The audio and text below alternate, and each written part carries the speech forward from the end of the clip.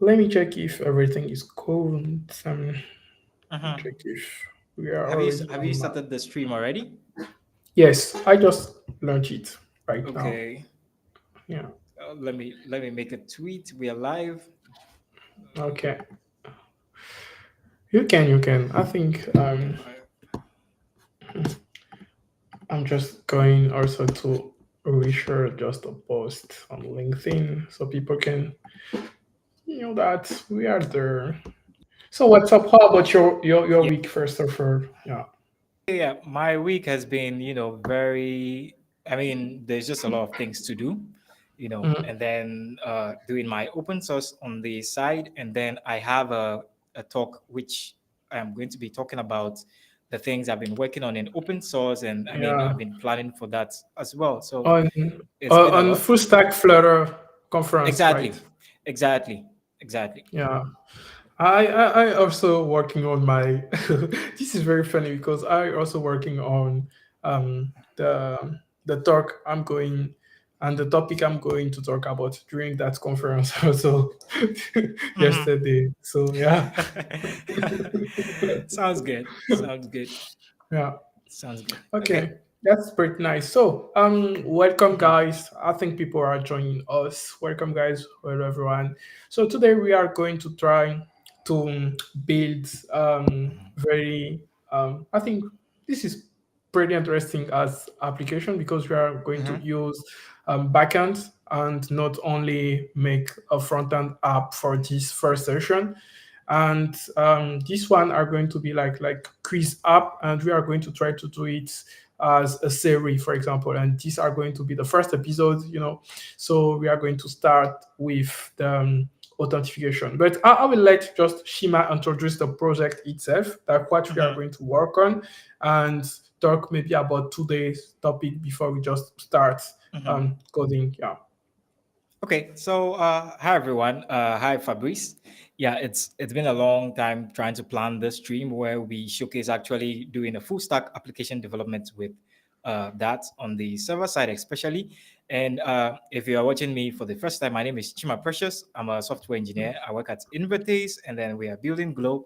And today I'm here to showcase how we can build a full stack quiz application with that. And basically, what this application is going to consist of is it's a quiz taking application. We are going to have a user authentication system, and then we are going to have a quiz model, which we are going to have categories.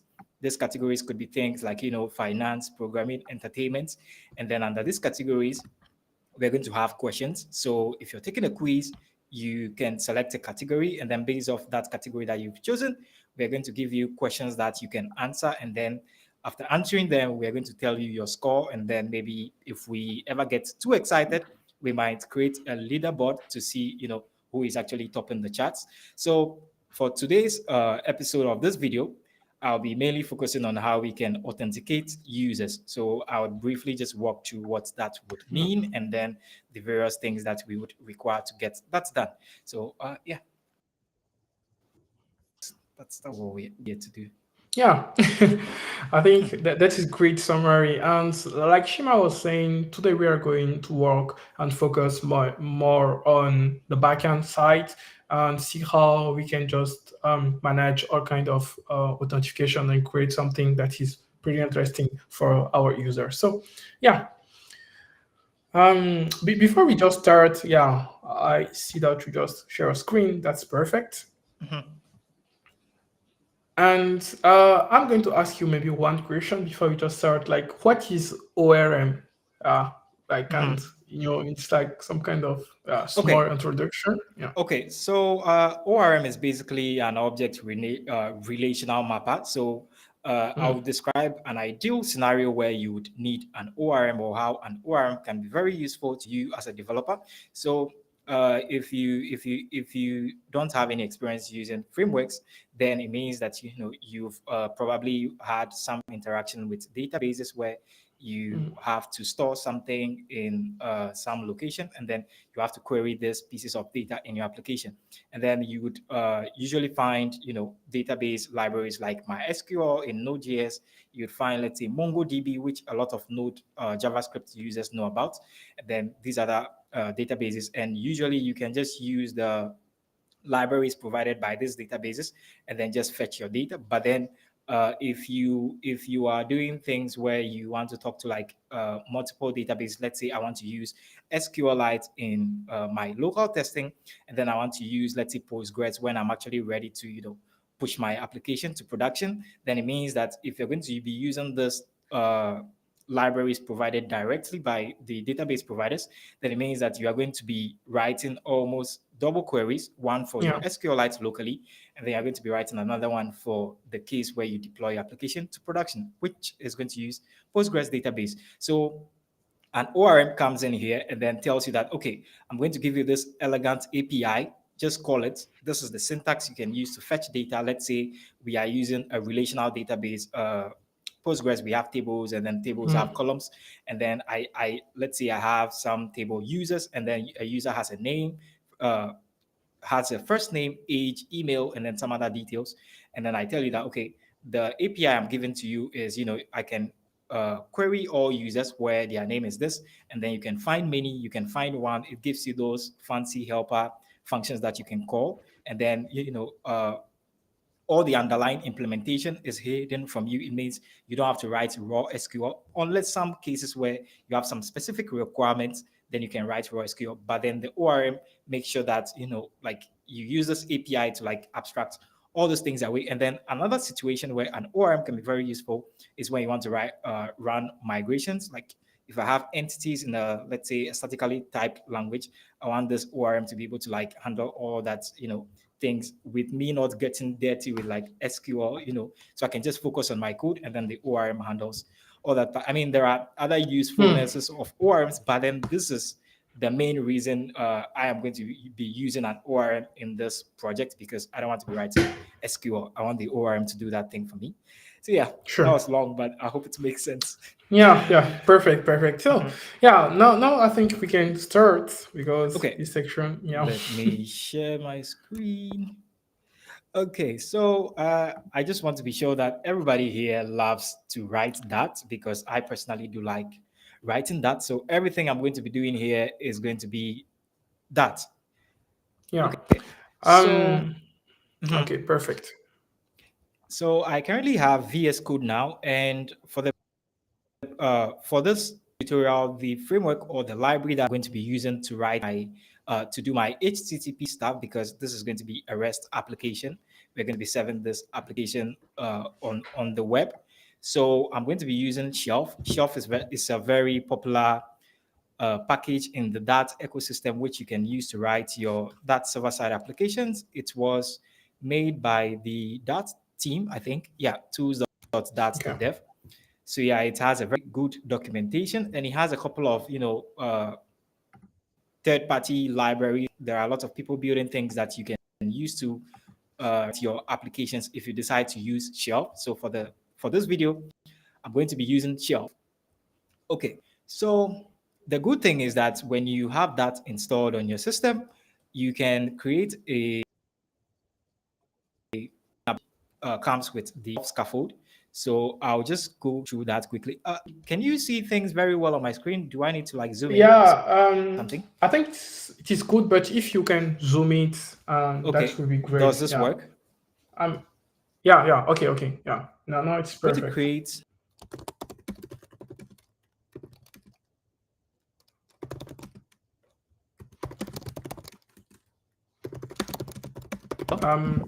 Yeah. Can you hear me? Yeah, I can hear you very clearly. Okay. Yeah. So I'm just going to hit my camera. So I think you can also do the same. So we will just focus mainly on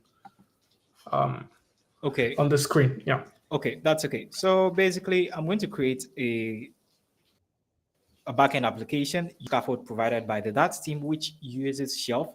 So to do that, I'm going to do something like create, and then I think you pass a T flag, which let me just see what that option gives you. So there is a template here which I can use server shelf. So that's exactly what I'm going to do. Okay. Let's say I create quiz, and then I pass T, and then this is going to be server shelf. That didn't work. Let me just remove this. Okay, so that works. Okay, now that this is done, I'm going to go into my quiz directory and then open this in VS Code. I can close this one. Then I have my project here. So this is our quiz app, which we are going to be working on. Okay, so I'll just go through the scaffold that was generated for us. Yeah, so Yeah. in this project, Maybe we can just give like basic explanation to the default architecture, before we just start. okay, so this is the scaffold that we have, and I think I'm going to be moving a lot of these code pieces here. So basically, the section of our quiz app we're going to be developing today is the user authentication part, and that's what do I want my user authentication to look like. So in my quiz application, users are going to be giving me their full name, and then I want their email, and then I want some password, and then when I have these, I want them to log in to my application with the email and password. I think just quickly put something down, user authentication, and then I want a user to have an email, a password, and then let's say a full name. They'll give me a full name as well. And then if they want to look to my application, I'm accept a username and a password. And if there is a match, then I'm going to return to them some JWT token, which carry. Let's say for this video, we're going to keep the expiry to just 1 day. So after 1 day, that token expires, and then we'll have to, re-log into Yeah. my application. Yeah, so we're going to issue them JWT tokens, which would like, yeah. Okay, so And for the DB, there is someone who was asking about what kind of DB we are going to use, and yeah. okay, so for this video, we are going to be using SQLite for our local development. If we decide to push this application to production, we might switch to something like Postgres or let's say MariaDB. Yeah, so in Postgres in this video. All right, so user authentication, we are going to have a route for register. Let's say we'll call this route register, and then the login we would have this as login. Okay, so this is basically what we're going to do today. We should be able to register a user, and then we should be able to log in and issue this user a JWT token. And once we issue this JWT token, we want the user to get their profile details. So say get current user, and then when you call this current user, we just return your details, your profile details. Return user profile details. And then if we are able to finish this in time, we can look into like adding tests for our application. Yeah, so register user, log in, and then get current user. Just keep this on the side so that we know what we are trying to do here. All right, so basically I'm just going to remove a bunch of all these things here. I have my main function, which I would leave this as is. I think I need a lib folder here, just in case I'm going too fast. You can me and then ask questions Yeah, if don't anything. worry. Okay, so I'm going to create a router. So a router is basically going to define our routes in REST or on the web. We need so that we can know what exactly the user is trying to do. Are they trying to register? Are they trying to log in? So that's why we need routes, and then that's exactly what I'm going to do here. Okay, so I'm going to move this router thing here, and I'm going to put it here. And then I need to do a couple of imports, which uses shelf router. Yeah, so like I mentioned, we need a route to log in our users, and then we need another route to register our users. This handlers, I would create dummy handlers for now, which wouldn't return anything reasonable, just placeholders.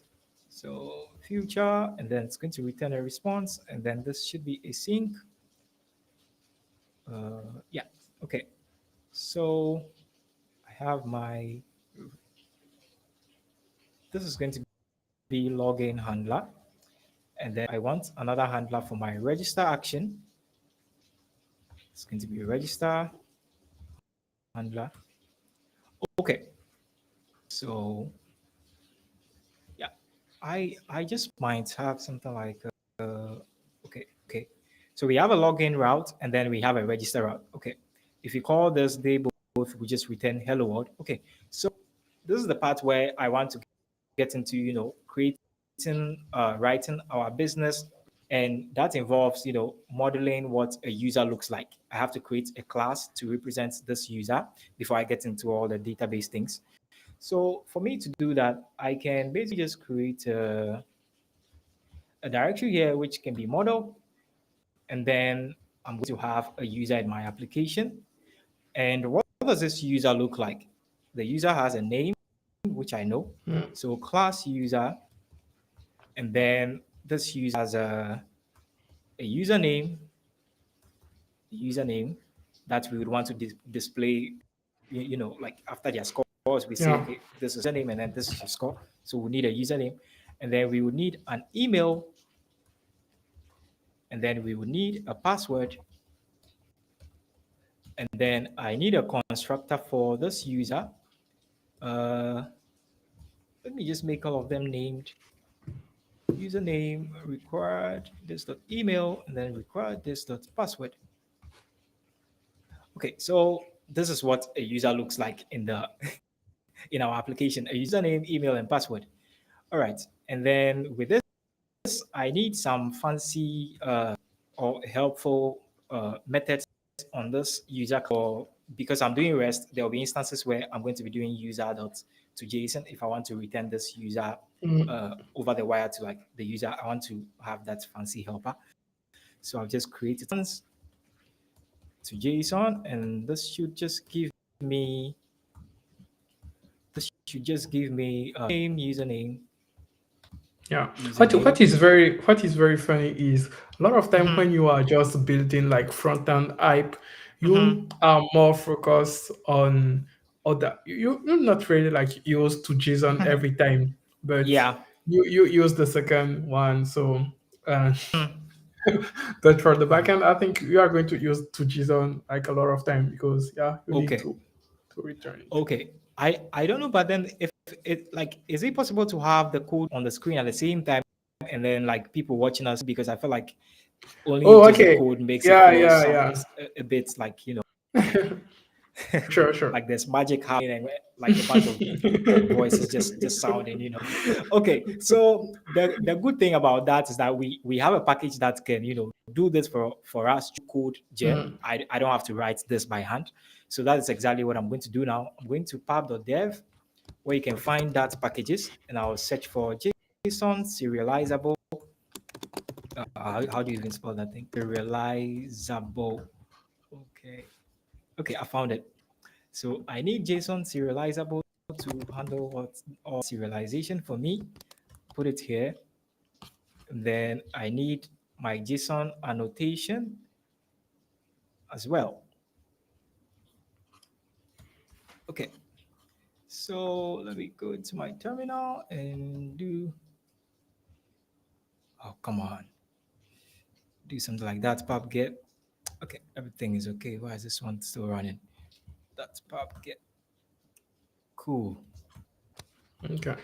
Okay, so I just added my JSON stuff, and what I want to do is, I mean, like, if you don't know how JSON serializable work, you can just read the documentation.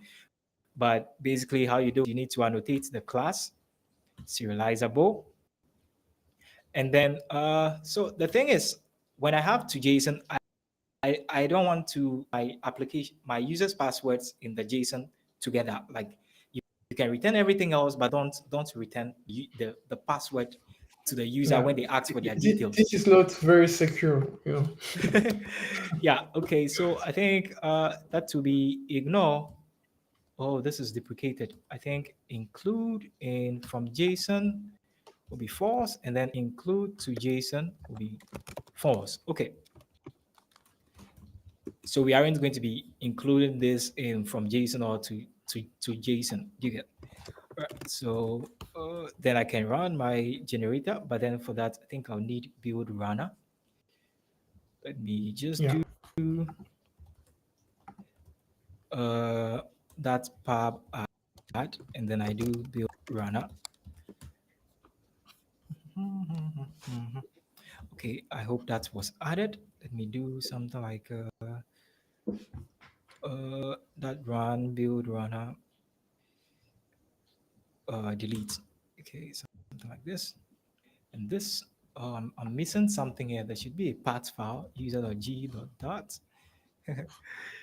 Just in case I'm moving too fast, just let me know so I can slow Yeah, down a bit. there is some question I found interesting, but I think Mhm. so there is Collins who is asking if you could write it manually without the package, like would it not be the best to do like it that way as to make the app size as small as possible?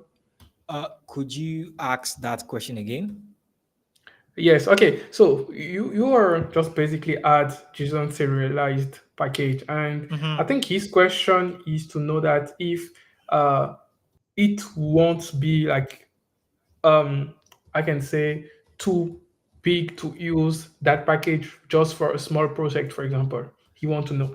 Um, so using deciding whether the usage of JSON serializable is too big for a small application is like I don't really know the answer to that because basically JSON serializable doesn't really do any magic.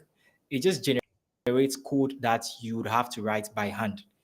So if we were not using this package, we would have written that code. I mean this of code by hand, which I don't want to do because it's just a lot of time wasting task. I basically just offload this to some library that can do it better and faster. That's exactly why I am using. So I mean, it doesn't add any thing to your application. It just makes your life easier.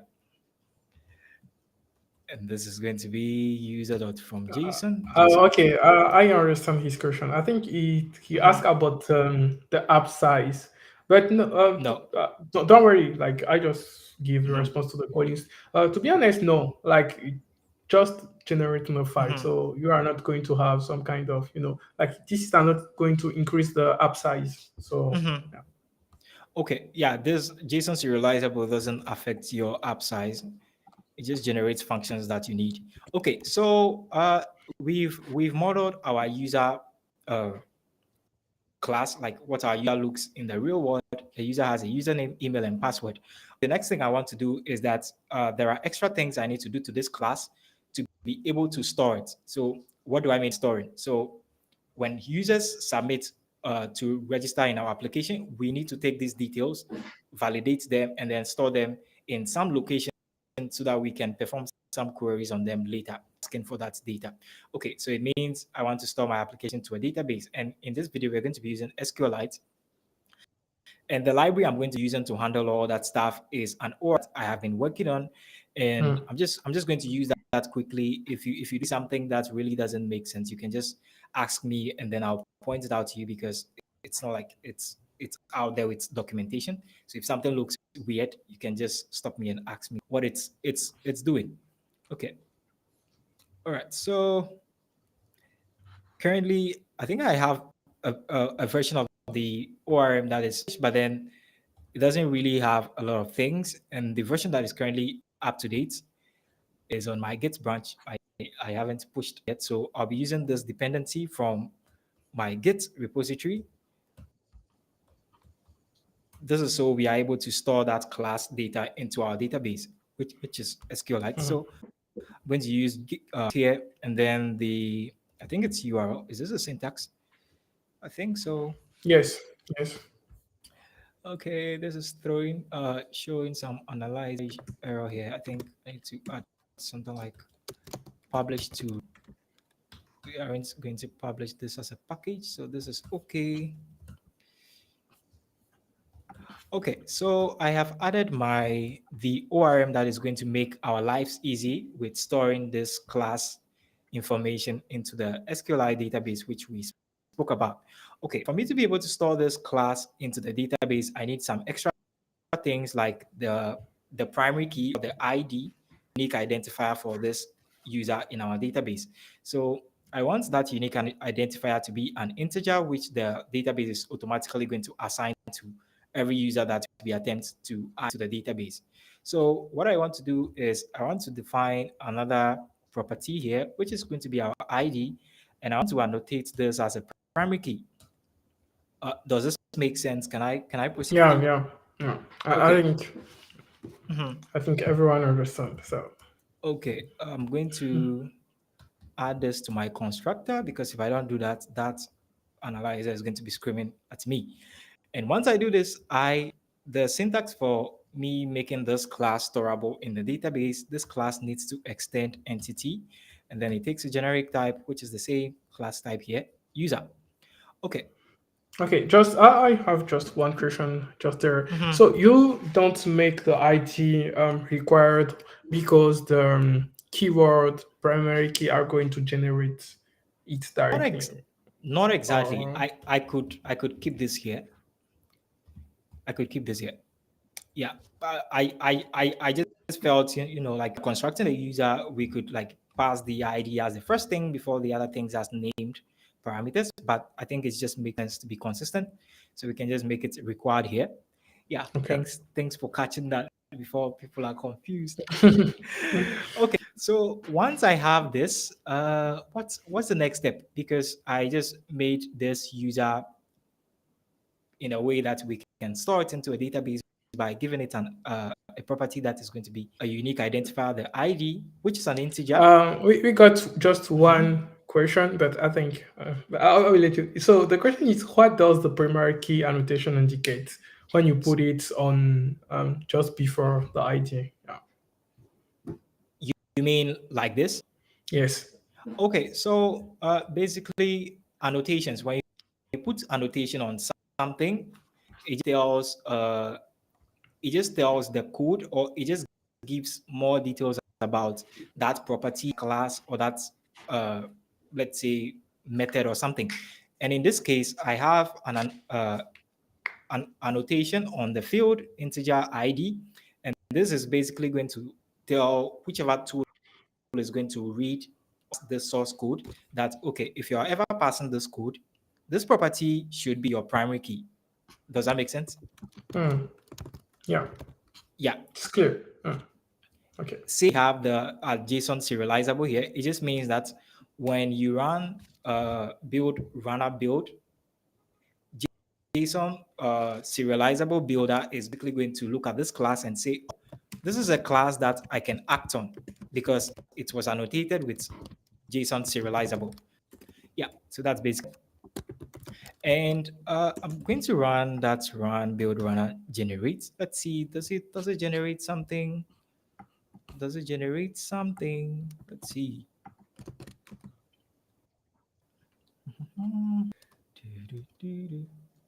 Okay, so I just run build runner, and then let's go look into the file that was generated and see, do we have anything here? Okay, so there's no code piece generated here because I think I've forgotten one annotation, which is at table. Okay, so I need to annotate this as well with at table because we are trying to make this class into a form that can be stored in our database. So I need to tell the build runner that this represents a table in some database. So that's basically what I did here. I'm going to run this again. Hopefully this time it generates actual code that we can look at. Okay, when I go here, I see that aside the JSON serializable builder, we have some other things which are related to the ORM we are using. Okay, so uh, now we have this class and we have some associated generated files. Okay, so the next thing is fine, we are going to rely database, but then you can just start storing users into a database without first migrating the database. And what I mean by migrations is that you have to create tables in the database that can allow you to store users. And those tables need to have that can accommodate these properties that we have on the class user. And when you use this ORM, it generates all of that for you. So you don't have to write your migration scripts by hand. All right. So I'm going to do now is I need to create my migrations file, which I think they automatically generated for us. Let me run that run Yarrow ORM, and I think this should be something like create, and then the name of this migration is going to be create users table. Want a table in the database that can store users. When I run this, let's see. I'm not too sure if this is the syntax, but let's see if it fails. Let's see. Mhm. Okay, so it says no such file, directory, database. So I'm going to have to do some things by hand here. I'm going to have a directory called database in which my SQL file, my SQLite database would live in, and then my migrations will also live in here. And I need another directory for migrations, and then inside here, I want to have a configuration for my ORM. And what this configuration basically looks like is you need to tell the ORM what connections you are having in this application. And for our application, we have a single connection to SQLite. So how do I express that to the in this code? I just need to do something like configuration, and let me keep this as an empty string for now, and then add a connection here. So that's going to be a database connection. And then the name is going to be, let's say we want to name this testDB, and the driver for this database is going to be SQLite, and the database, let me import path, package, and then path as path. And then this is going to be path.absolute. And then I want the database to be inside database slash SQLite.db. Okay, let me bring this down. And our default connection here, default connection name is going to be testdb. And I need to annotate this, I think db.useconfig. I need to add path to my dependencies to make that error go away. Path. Let's see. Okay, so that issue is gone. So I just defined my configuration for the ORM, and then I annotated it with this db.useconfiguration, which is very necessary. Then what do I need to do now? I think I need to run something like that to run yar orm init, which would initialize everything for us. Hopefully this works.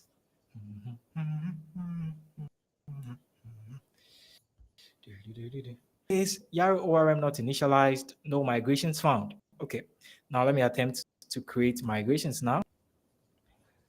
Create users table.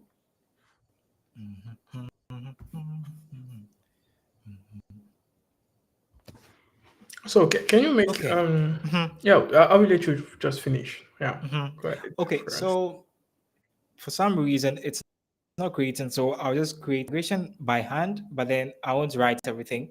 So let's say this is going to be 2024, and then this is 5th, and it's 11th. And then I want the time is 5, that will be 05, that will be 17, and then I have a 35, and then let's say seconds is like 0, and then this is going to be create users table. This was what was supposed to be generated, but for some reason, and then I'm going to have class add users table.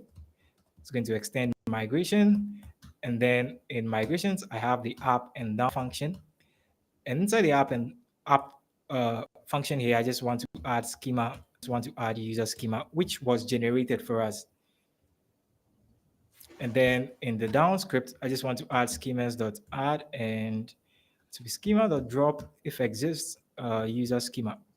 So I know this looks like a lot of things that probably doesn't make sense, but then what we're trying to do here is that we just added a migration file and then we define a class which extends migration. And then when you do this, you have two functions that you have to, provide some details for. And inside here, I'm saying that when you call up on this migration, make sure that you add our users table. And then when you call down on this function during on this class during my migrations, you can drop if it exists. I hope that makes Yeah. sense. Yeah. Okay. So Mhm. we got just a question from Abdel, and he is asking if we can suppose that a shelf is like a fast API in Python.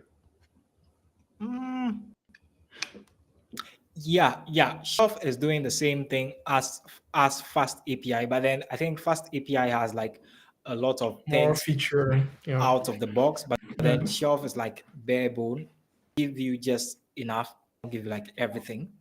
Yeah. So okay, I just ran that's run this There's to. someone who is Mhm. asking, how does the path package do? Yeah. So the thing is that SQLite is not like some database that is hosted on some remote service, which we are going to Yeah. be have remote uh, like routes, which is going to be making an HTTP call to that service. SQLite can be on our system locally. So that's why I need to get my absolute path and then I join it with database slash SQLite.db. And this is going to be the name of our database file. This is just specifying the directory in which it Yeah. should create the database. Okay, now that I have this here, there's some error here. Let me just go clear these things up. Sure. Uh, I need to import this router outside of here. Let's go to this place, and then I have import quiz app, src router. I just want the router, and then I can pass my router here. All right, that error has finally gone. And now what I want to do now is I want to run my migrations so that I need to save this. No, don't close this. Close everything here. Okay, so basically we added a migration script which is going to create our users table if we should run our migrations. All right, so let me run our migrations and see if we do get a database here, and then does that database have the users table like we mentioned? Can run and then yar ORM, and I'm going to call migrate. Let's see, let's see.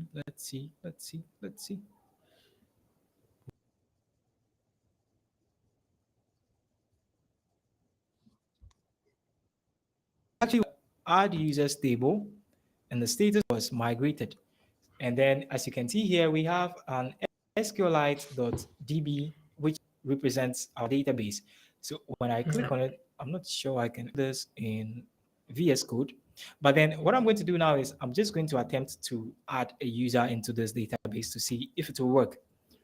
So in order for me to do that, I need to import database and then database as DB. And then first I need to initialize my database, initialize ORM.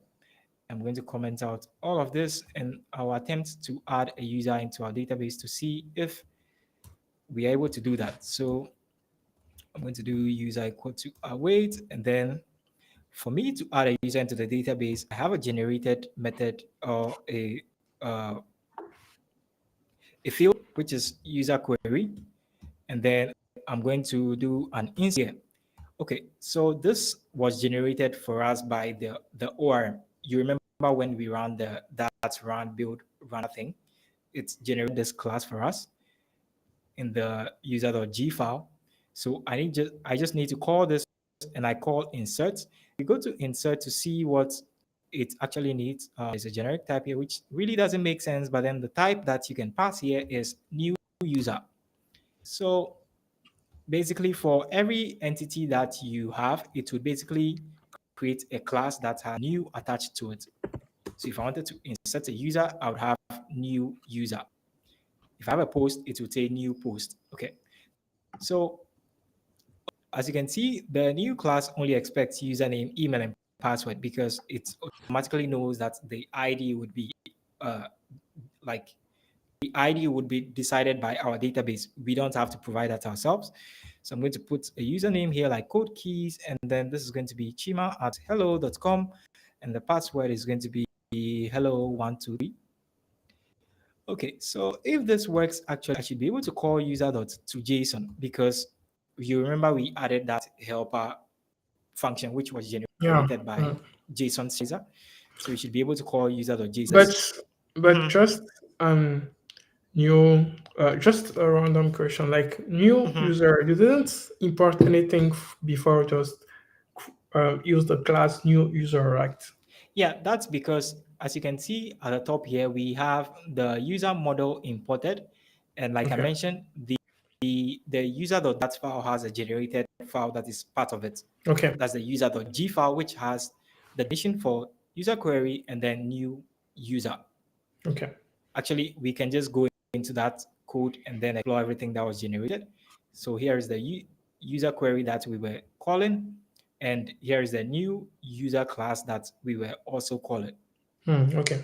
Does that make sense? Yes. Okay. Perfect. So I'm going to run this code to see if a new user is actually created in our database. And for me to do that, I just need to run this dat file. I just need to do that run bin and server.dat. Okay. All right. So as you can see in my console here, I have an ID of 1. I have a username, code keys, and an email, which is this. And you can see that we ignored the JSON, the password in the toJSON function. So that's why we can't see any password here. But then it just means that we are able to insert into the database. Okay, so I can now proceed with my actual application. I'm going to accept the properties that to create a user, do some validations, and then we can proceed. Okay, I can just get rid of all this code except this one and then restore everything. Okay, so let me go work on my actual HTTP routes now. I have login and register. The first thing we're going to be working on is the register route. And inside here, I'm going to just get everything, which is going to be request body equal to await. Let me do something like JSON decode. I'm going to do request.read as string. Yeah, so basically what this is doing is we are trying to get the body that was passed to this request, and then we're trying to decode that, and we want this to be, I'm not too sure if I could do something like map string dynamic dot from. Oh, okay, I could actually do something like that. Okay, so once I have this request body, let's just print this for now and see if we actually have request body come to us. Let me run my dat server, which would be bin and server.dat file. Okay, so our server is started. Let me go into my REST client here and go to 8080, and then we're going to call the register route. And in the request body, I Okay. have some. That was my question, but okay. Let's see, we are passing username, code keys, and then let's see, password, and this is going to be hello123. Yeah, JSON, what specification? You can have trillion commas, and then I do send. So we are receiving the request body on our backend successfully. So what next do I need to do? I need to validate everything that the user is giving to me. If you're doing backend development, you never trust anything from the user. You validate everything. So how do I validate that? Like, how do I make sure that the email they are giving me is an actual email, and then the password has like, let's say, 8 characters and things like that. There is a library on pub.dev which the author did an amazing work, but then it was only supporting Flutter. So what I did was I took the library. It was very amazing. What I did was I took it and then I extended it to work for that as well. So you can use it on the server side and not just Flutter. So I'm going to add that as well from Git. We're going to be having packages from Git for now. Just bear with me, people. Okay, so that package is called EZ. In case you are wondering what package is that, so basically it gives you this nice, sort of validations. Do you get? Mm-mm. Yeah, I mean, if you give this sort of like very explicit and very detailed error messages to your users, then they know what exactly to go and fix in their requests. So that's exactly why I am using it. I'm going to use So EZ. it's going to avoid to like write any kind of regex to know what kind of data we should return Yes, to the users, exactly, right? Okay. exactly, exactly. So I'm going to, okay, I've added this package now, so we can use it for validations. And according to the documentation, how do you validate? You need to first create a schema, which is basically you modeling the shape of the request that should hit your backend. I'm going to copy this and inside my router here, I think I'll zoom out for now. And then I'll go into my, let's add a utilities file, and then I'm going to have this validator, and this is going to be register user schema. And the shape for this, we want an email, which should be yeah, it should be, is this label the overrides the key name which is used in the error messages. Okay, that makes sense. Is this required? I think it's not required. So I'll just remove those things. So we are saying that the email should be an actual email. The password should have a minimum length of 8 characters. And then we Okay. also need a full name. Do we have that on our user? Let me just confirm that. Model user. Okay, we just need a Got username, username. Yeah. not a full name. Do we need a full name? No, no, I I don't don't think so. think I don't, yeah. I don't think so. Yeah. Hmm. Okay, so we need a username. And this username is a string and it is required. And we want the length to be say 2. We don't want, no, let's make it 3. We don't want usernames that are just 2 characters or just a Hmm. single character. So this is me trying to validate the data we are receiving on our backend. So how do I apply this to my request? Now that I have the request body coming in here, I just need to do something like validated dots will be equal to, then I can do something like register user schema dot validate, and then I can pass my request body to it. Does that make sense? Okay. So if you click on register user schema, this one, should, can you just click on register user schema? I just want to make sure. Yeah, here. Okay, perfect. So it is okay. It's the same. Okay, great. I think let me rename this variable so it is more explicit on what it is doing. I think it be Yeah, some kind of like user uh validator. I think user validator. Yeah, Yeah. yeah, yeah, yeah. Okay. Then the call will now read register user validator dot Hmm. validate sync. Yeah. Makes sense. Yeah. Okay. So once I do this, the for some reason the author used record types for this, and they weren't named. So you are going to have like $1 and then $2, and I think Okay. $1 gives you the past valid request uh, response, but I think this is going to be the result here, and then you have the errors, which is going to be in the second one. I might be Okay. wrong, but we would verify. Okay, so let's run my that back again. bin and server.dat. Okay, this is running now. Let's go into my browser, make the same request again, see what happens. So when I send this, let's send an empty map. You can see that it says what email is required, the field is required, password is required, username field is required, and then the result has now for all of them. Does that make Yeah, sense? Okay, sure. so we can return this response back to the user in the browser. So how do I do that? So we're going to say that validator, or we can just make this errors equal to validate results dot the second one. So if errors not equal to null, okay, I think it's be dot is not empty. Then we're going to return response, and then I think response dot bad request, and then the body is going to be JSON encode, then the errors. Yeah. Okay. Okay. Validated body will be equal to validated results dot. Okay. So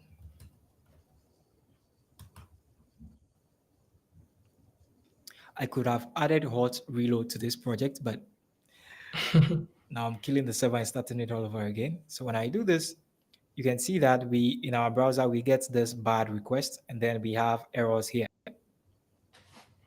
So let me provide the email, which is going to be chima@gmail.com. And we can see that it's now asking for password and username.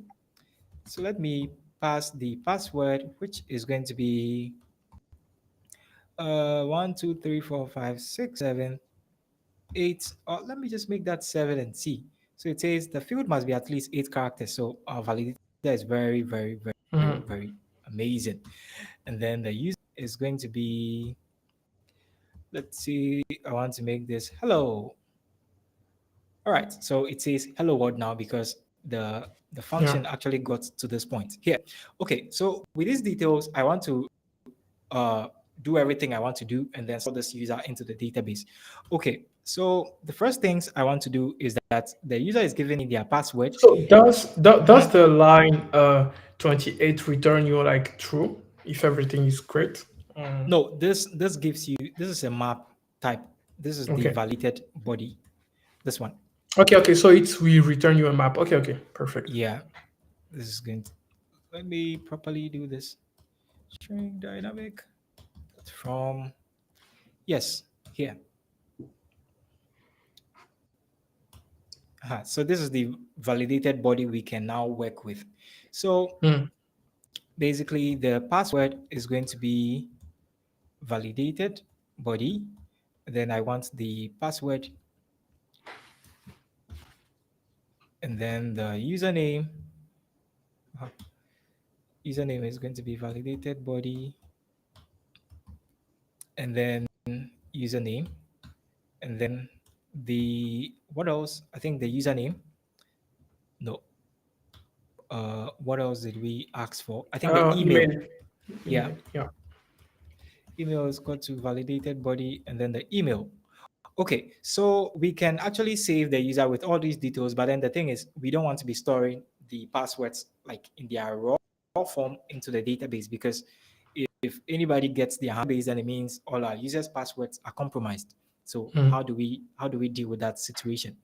Okay, so what we're going to do is that when the user gives us a password, we are going to hash that password and then just store it. And then when they come back trying to log, we compare the hashed password with uh, uh, we are going to check if that password matches our hashed password. If it doesn't match, then it means, I mean, it's someone trying to impersonate you. So for me to do all that password hashing thing, there is this amazing library on dev. I mean, you don't want to be writing your own hashing things because you might not write up to standard and you might put a lot of users at risk. So it's just better you go with something that, I mean,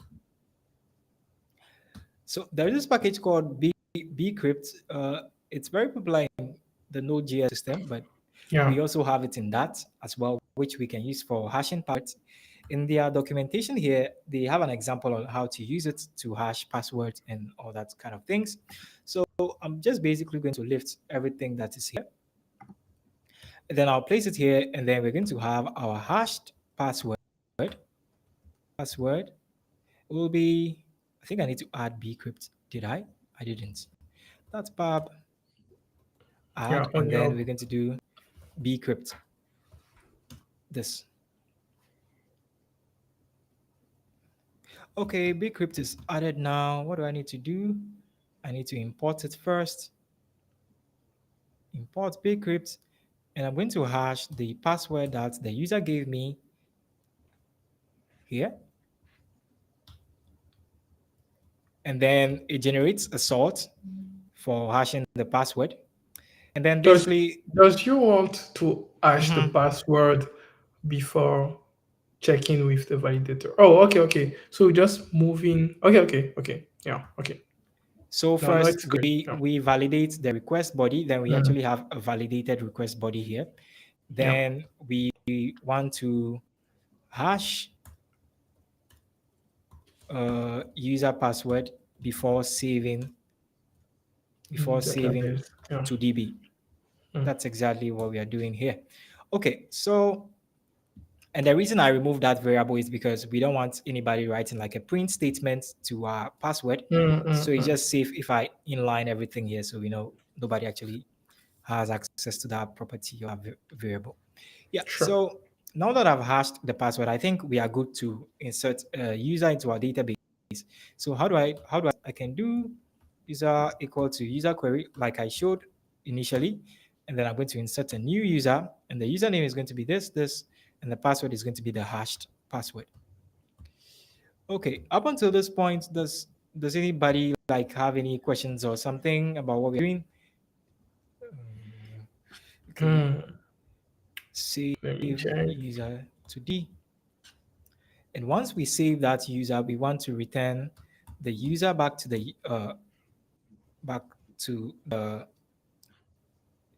To, to the user. the yeah. It wasn't like sounding logical Yeah, in my yeah, head, so I yeah, was yeah. blank for a No, no, moment. no, no. That's Yeah, clear. But we can say we want to return it to the, yeah, to yeah. maybe the API are going to return the response basically. Okay, so I'm awaiting this, and the return type for this is user, so I can just call dot to JSON on it. And remember why we ignore that password value into JSON. If not, we would expose our users' passwords. So Yeah. hopefully this works now. Let me start my server again, and this time around we should be able to save we should be able to register a user in our application.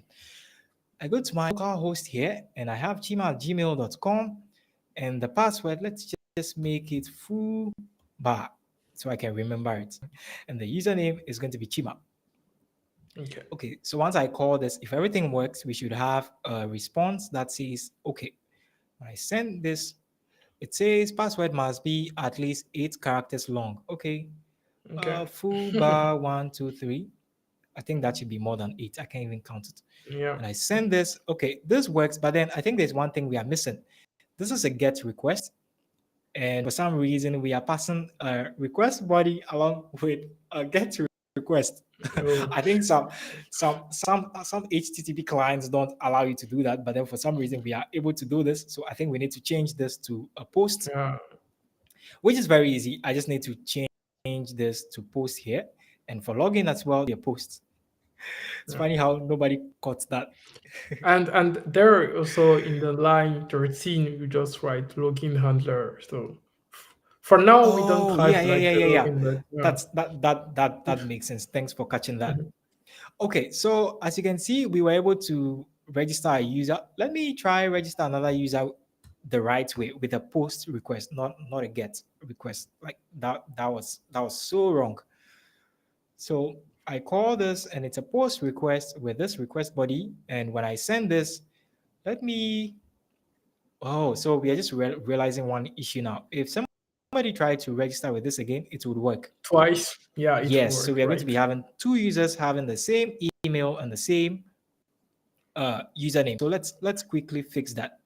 So when you I try, think the username, I think maybe we can decide to let people have the same username because it is not kind of, we are not on the Twitter, for example.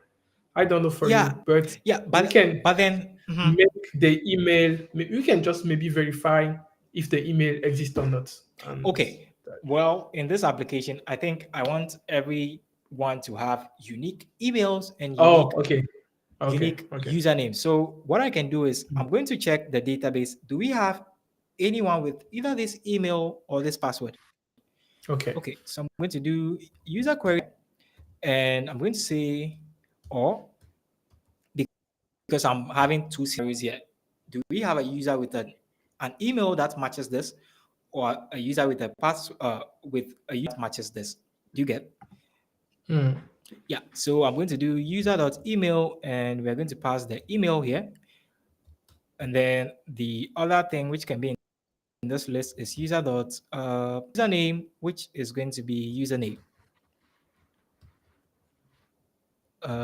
Does this, and then I'm going to do dot exists.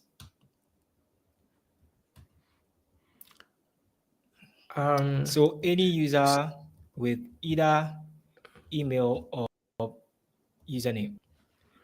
Okay, Yeah. so you are verifying like if there is already like the username or even if the email, we are not going to continue and try to save the user in the DB, right? So we Okay. are we are checking if this email and password, this email and username is submitted to us. Somebody already has it in the database. Yeah. So I ideally this would return a true or false. Yeah, the return type here is a boolean. So I'm going to check if any user with either email or password we want to return which status code can I even send for this? I think it's still a bad request. I mean, it's a bad request. It's a Yeah, bad yeah. request. It is. I think it is just for yeah 400. Yeah, Yeah. And 400 then for yeah. the body is going to be something like what can I send? Can I just send a string? Not to complicate things. I know Yeah, yeah, you're yeah. going to be Maybe very screaming like simple. you are having inconsistent return types for your API, but just me. So we're going to say either The username or yeah, email already already on this. exists. Yeah. Email already exists. Okay, so kill my server and start again because I don't have hot reload. That has hot reload. I'm just not using it. So I'm to attempt to register this user again and see if we actually have some error. Oh, amazing! You see, Yeah. it worked. So it means let me change the email and if it would allow us with the same username. Oh, still it failed. Did That's you see great. that? That's great. I That's mean, amazing. With a single query, I can do that check. That's amazing. So I'm going to do another user called, let's say Fabrice. Fabrice, you be in this application. Your password is going to be the same thing because yeah, I don't want us not to remember passwords for users. And then the username is going to be so this should work now. When I send this, amazing. So we have yeah. Fabrice It's okay. here, and Fabrice has an ID of 3. Okay, so far we have 3 users in our application because the first user which we used to test is still there, and then my user, and there's 3 users. Okay, so let's just go through this logic to be sure if we didn't miss anything out. So we have post request for our registration, which passes this as a JSON body. Then we validate the request with Mm. this register user validator, which checks for email being email, password having a length of 8 and it is required, and username having being required and then a minimum length of 3. Let me make this consistent. Oh, come on. Okay. And then, so once we validate that, then we have the validated response request body, and then we try to get username, mail, and then we check, do we have any of those users any of those, that username or email existing in our database. If it exists, then just return this error to the user. And then if it doesn't, then we can proceed by hashing the user password before saving to the database. Then we do the actual save action. Then we return the user as a JSON response. Make sense? Yes. Okay, so we have our register function or route working. Now let's quickly implement a login, which should be fairly easy to do. Just going to copy this, Sure. and then we're going to add another validator, which for an email and password. So this is going to be login user validator email and password. Okay, so this is all I need for a password. But then the thing with password is that I'm not going to enforce this so that it would give whoever hacking. Well, Yeah. the hacker will still know because there's a minimum length that's being enforced here. So they'll be able to know that I can only send 8 cards or more during the login. So it's not really required here. So I can just do something like validate request body again. And this time we're going to use the login user validator. And if it is validated, then we're going to have an email. Where is that? I need to do this. Yeah. And then I need my errors as well. I can inline this though.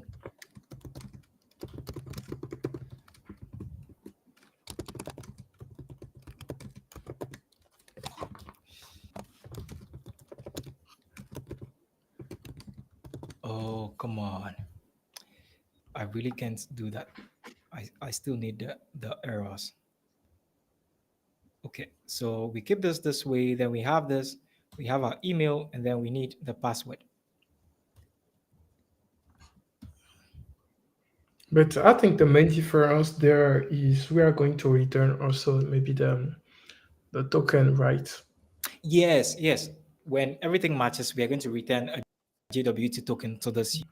Yeah. Okay. So once we have this, now we need to check if do we even have this email in our database. We need to check that.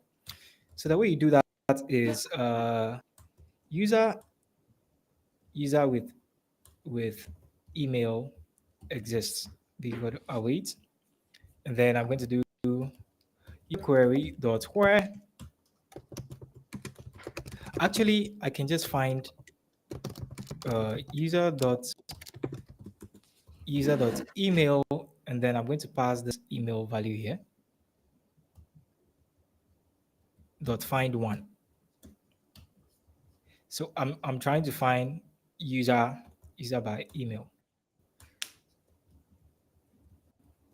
And then if the user is null, I can return response dot what response can I send here? Can I send unauthorized? Does Yeah. does, does this work? What is the statute of authorized? I think this should be 401. Yeah, 401. Yeah. Okay. Okay. Okay.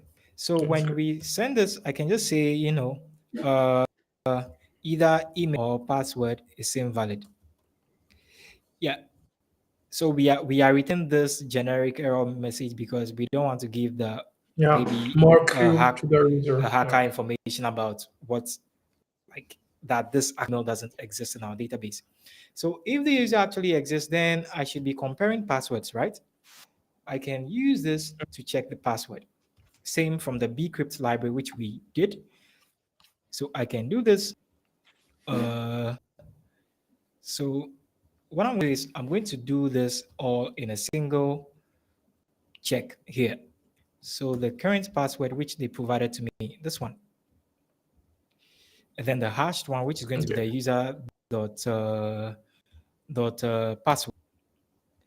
Yeah. So check if user I think exists it's. or compare if the password matches. I think it should be like Yeah. A and no. If it's not, Yeah. yeah, if the password doesn't match.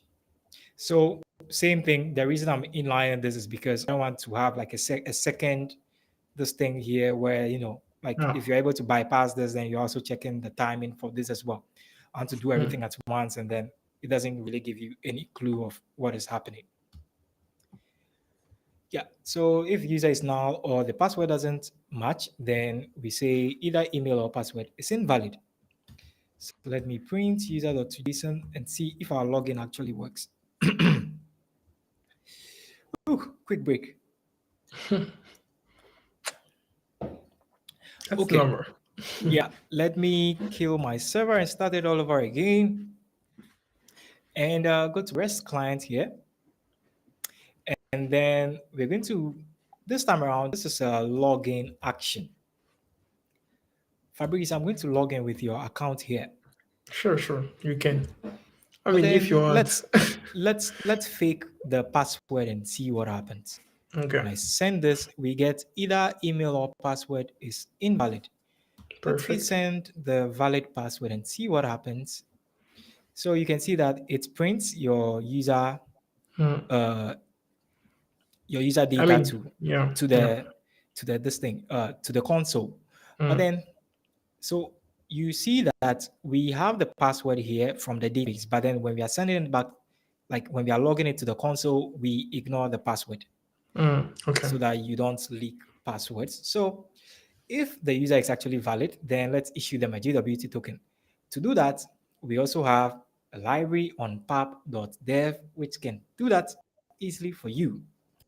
So I think that, uh, I think that should be JWT. Let me search for Yeah. JWT.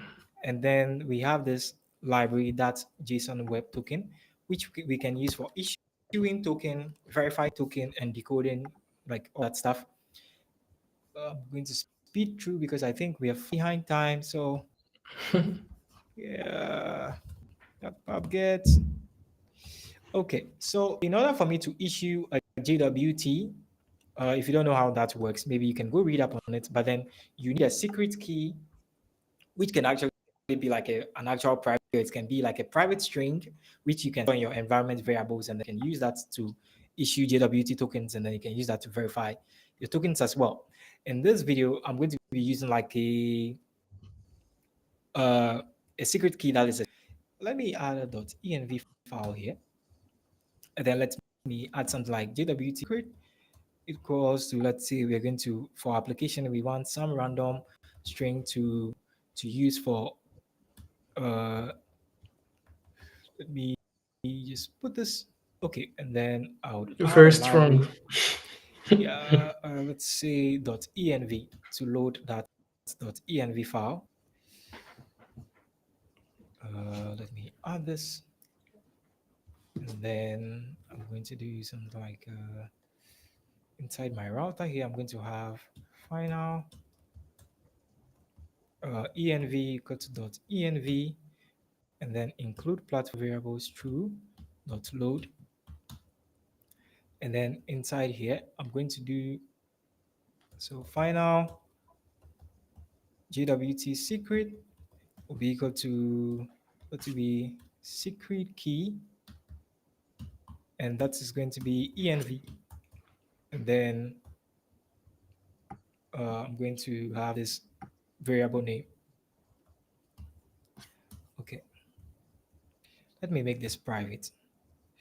Okay, so for me to issue JWT back to the user, what do I need to do? I need to final JWT will be equal to JWT, and then the payload, I want to put the user data inside that payload. Okay. User.to JSON, and then dot sign. I want to sign it with my secret key. So this is going to give me a string. Yeah. And then remember that our requirement says that the JWT should be valid for only 1 day. So let me Yes. quickly enforce that. I can pass a duration here, expires and in that you have this nice duration class which I can specify days one. So this is our JWT token, and we are signing it with a secret key, which nobody has to know the secret. and then it expires in just 1 day. Okay, so if this works out, then I just want to return JSON encode. Then I want to return, let's say, JWT, no, just token, and then we would return the JWT. Does this make sense? Yes, I think So, you should just print maybe the to okay, GWT response so we can. yeah, generate JWT token for user with user data in payload. Okay, print JWT, and we are returning it so we can test that quickly. Let me run this. Okay, our server is up and running now. Let me call this route now. And Fabrice, as you can see, we have a token in our REST application here. So yeah, we've achieved two things so far. We are able to register users and we're able to log in. Now let me quickly add a route to verify if that's like if that token is actually valid. So we're going to have a get request, and then this is going to be current user. And let's quickly have a response. Let me minimize this. And then this is going to be get current user. This is going to be a request, and then this is going to be a sync. And what I want to do is that I want to, okay, so in Shelf, you have the concept of middlewares, but then I'm not going to add that now. Maybe in the next section, we would make things a little nicer. So what Okay. to do is I'm going to extract the JWT from the request header.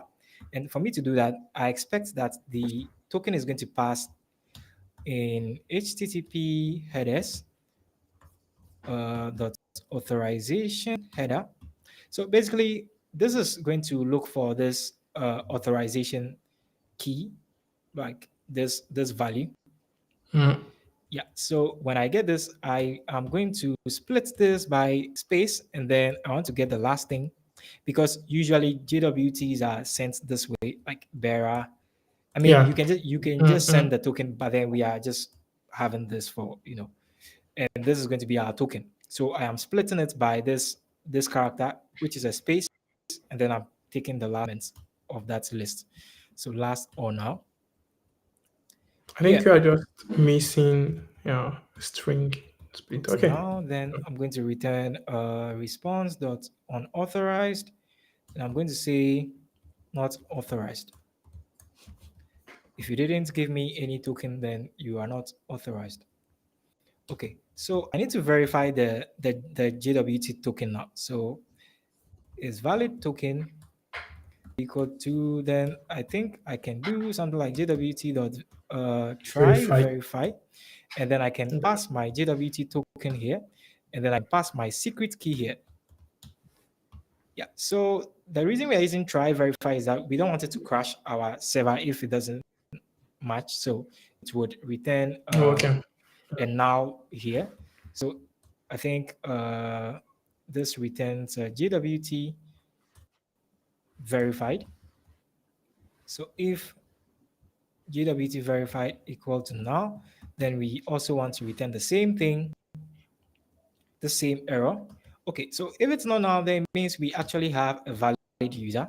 And remember, in the login, the payload is actually a user object here, this one. So we can safely do something like user data would be equal to, we can do user dot from JSON, and we can do JWT verified dot payload. And this should give us the user data here.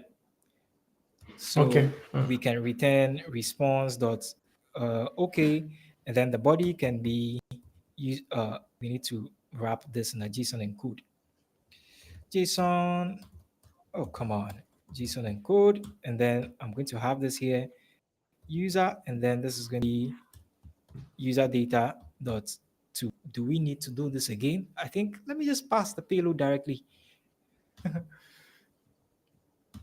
like this. Yeah. Okay. So verify JWT token. Check for presence of JWT token in request header. All right, so let me quickly run this application, and I need to use this handler here. I need to remove that print statement we have here, and I can that's run bin server. Okay. All right, so uh, where is my REST API client here? Okay, so Fabrice, you remember this is the token that we had for you. Hmm. So I'm going to copy this here, and then I am going to call current user, and this is a get request. And inside the header here, I'm going to pass a token, which is your token. And remember, like the REST client automatically attaches the token prefix, Okay. Hmm. the Hmm. bearer here. So if this request is valid, then we should have your user data printed here. When I send this, you can see that we have Hmm. your, oh, it is attaching some details here. Let me quickly fix that. Let me quickly fix the payload. Why is it attaching some other You things you into our? want to remove it? I think it is Okay. like he's telling the start where the user it is date like when the user login the first time and when Yeah, it's but going to. the thing is that if I only specify, let me go back to router. So inside here in my login, you can see that the JWT, the payload which I provided is user.to.json. Ah, So why is it including some other things that I am not, yeah, but I mean this is an issue for another day. But then let me just quickly fix that. Current user, I'm going to do something here that will be user.from JSON to JSON. You see, this is what I was avoiding because it is redundant. yeah. Then when I send this, okay, now it's crashed. Why? It says now it's not a subtype of string in cast. What is that? Ooh, from JSON. Okay, we can use from JSON there. Okay, what can I do? What can I do? What can I do to fix this? I can do something like I